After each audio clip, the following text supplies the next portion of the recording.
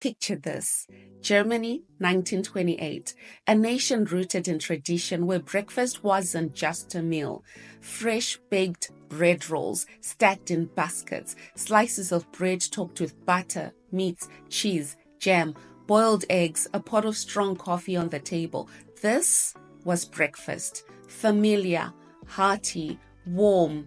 And then Kellogg's arrives on the scene, bold, optimistic, riding high on a wave of success from the US, where cornflakes had become the modern breakfast alternative.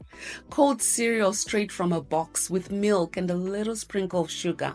Light, convenient, revolutionary, well, at least in America. But Germany wasn't ready. It was a cultural collision. The face of modern breakfast in America just didn't land in Germany. And the response wasn't excitement, it was resistance. There are 5 reasons Kellogg stumbled when entering Germany. The product didn't feed the palate. A cold bowl of cereal with milk and sugar. It felt unfamiliar, unappetizing, almost like a downgrade. Kellogg's misunderstood the health narrative. They positioned cornflakes as a healthy modern choice, but with added sugar, that didn't really seem like clean eating. And in Germany, they were used to minimally processed foods like muesli, which was already really a trusted staple. Kellogg's assumed what worked in the US would automatically resonate in Germany. It didn't. They entered with American positioning without adapting to local values or habits. Instead of showing German consumers how cereal could fit into their daily routine, Kellogg's expected them to just get it. No translation, no local storytelling. They just expected adoption. Kellogg's overestimated brand power. The assumption was that they were big in the US and they would be big in Germany. The reality? Global brand awareness did not equal local market share. This story does have a happy ending though, because unlike BlackBerry, Kellogg's adapted quickly. The 5 strategic moves that helped them turn it around. They stopped pushing and started listening. This is marketing 101. Start with research. Instead of forcing cornflakes onto a market that wasn't asking for them, they did their research into local preferences and adapted. They built relevance through education.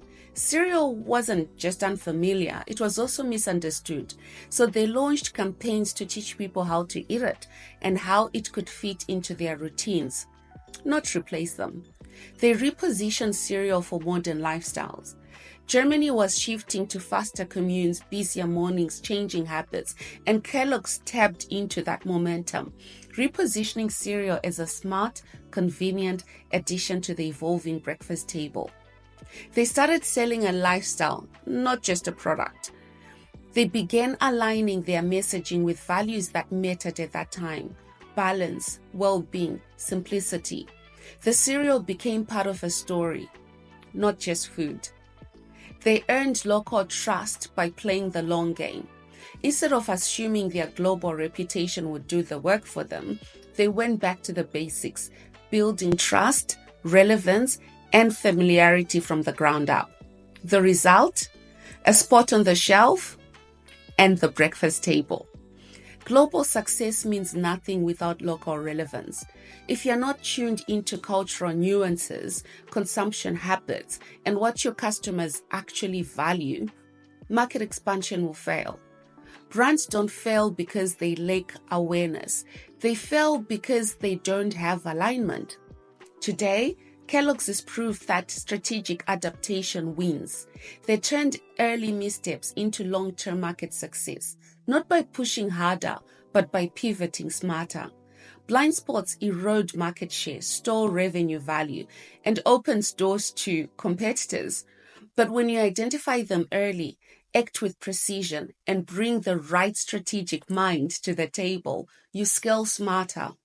Kellogg's turned a near failure into market dominance by doing exactly that. And if you're serious about growth, you need a strategy that sees what others miss. That's where I come in.